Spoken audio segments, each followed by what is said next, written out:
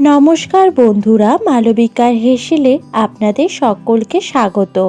বাড়িতে তড়কা করলে রেস্টুরেন্ট বা ধাবার মতো একদম হয় না, তাহলে এই রেসিপিটি একবার দেখে নিন। এরপর থেকে বাড়িতে তড়কা করলে সেটা একদম ধাবা স্টাইলেরই হবে। আজ আমি তৈরি করে দেখাবো এগ তড়কা। এখানে প্রথমেই আমি 250 গ্রাম তড়কার ডাল নিয়েছি। আর এই তড়কার ডালটা জল দিয়ে আমি ওভারনাইট ভিজিয়ে রেখেছিলাম। এবার একটা প্রেসার কুকারের মধ্যে তড়কার ডালটা সেদ্ধ করে নিতে হবে। পরিমাণ মতো জল আর দিয়ে দিলাম হাফ চা চামচ মতো নুন।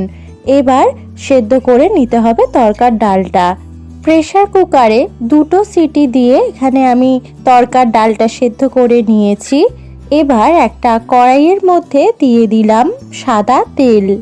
তেলটা গরম হয়ে এলে এবার এর মধ্যে দিয়ে দেব 1 চা চামচ গোটা মেথি আর দিলাম একটা গোটা শুকনো লঙ্কা আর একটা তেজপাতা। ফোড়নটা একটু ভাজা হয়ে গেলে এর মধ্যে দিয়ে দেব রসুন কুচি। একটা মাঝারি সাইজের রসুনকে আমি এখানে ব্যবহার করেছি। এবার এর মধ্যে চিলি চিকেনের মতো করে কেটে রাখা পেঁয়াজগুলো দিয়ে দেব। এখানে আমি মিডিয়াম সাইজের 4টে পেঁয়াজ ব্যবহার করেছি। দিয়ে দিলাম এর মধ্যে এবার ক্যাপসিকাম আর 2টো টমেটো কুচি। এবার এর মধ্যে দিয়ে দেব 1 চা চামচ আদা বাটা।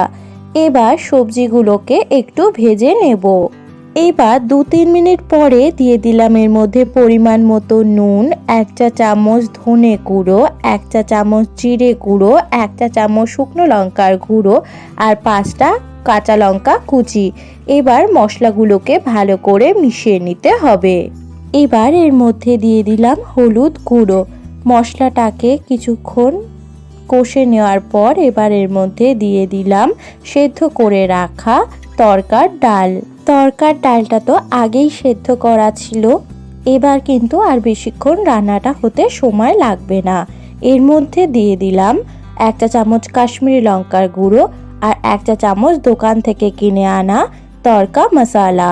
এবার এর মধ্যে তড়কার ডাল সেদ্ধ করা জলটা দিয়ে দিলাম। এবার ঢাকা দিয়ে রান্নাটা কিছুক্ষণ হতে দিতে হবে। ততক্ষণ আরেকটি ফ্রাইং প্যান নিয়ে এর মধ্যে দিয়ে দিলাম সাদা তেল। যেহেতু এগ তড়কা বানাচ্ছি এর জন্য ডিমের ভুজিয়া বানিয়ে নিতে হবে। 2টো ডিম দিলাম আর দিয়ে দিলাম পরিমাণ মতো নুন। এবার ঝুরো ঝুরো করে ডিমটাকে ভালো মতো ভেজে নিতে হবে। ডিমের ভুজিয়া তৈরি হয়ে গেছে। এবার আবার মূল রান্নাতে ফিরে যাওয়া যাক। ঢাকাটা খুলে নিয়েছি। প্রায় 5 মিনিট মতো পরে এবার এর ওপর দিয়ে ছড়িয়ে দিলাম ডাস্ট করে রাখা মেথি গুঁড়ো আর দিয়ে দিলাম ভেজে রাখা ডিম ভুজিয়া। আর এর ওপর দিয়ে দিচ্ছি এর মধ্যে কসুরি মেথি। এবার ভালো মতো মিশিয়ে নিতে হবে। আরও 2-3 মিনিট মতো রান্নাটা হতে দিতে হবে। এবার এর ওপর দিয়ে ছড়িয়ে দিতে হবে সবার শেষে ধনেপাতা কুচি। এই অবস্থাতেই এবার নামিয়ে নিতে হবে। যখন ঠান্ডা হবে এটা আরেকটু জমে যাবে। তৈরি হয়ে গেল এগ তড়কা। এবার গ্যাসটা অফ করে দিলাম।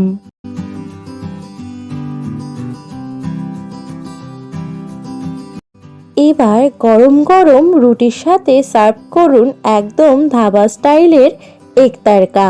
তার সাথে থাকতে হবে 1 টুকরো পেঁয়াজ আর একটা কাঁচা লঙ্কা। ধাবা স্টাইলের এগ তড়কা রেসিপিটি যদি আপনাদের ভালো লেগে থাকে তাহলে লাইক করবেন, কমেন্ট করবেন, সাবস্ক্রাইব করবেন আমার চ্যানেলটিকে।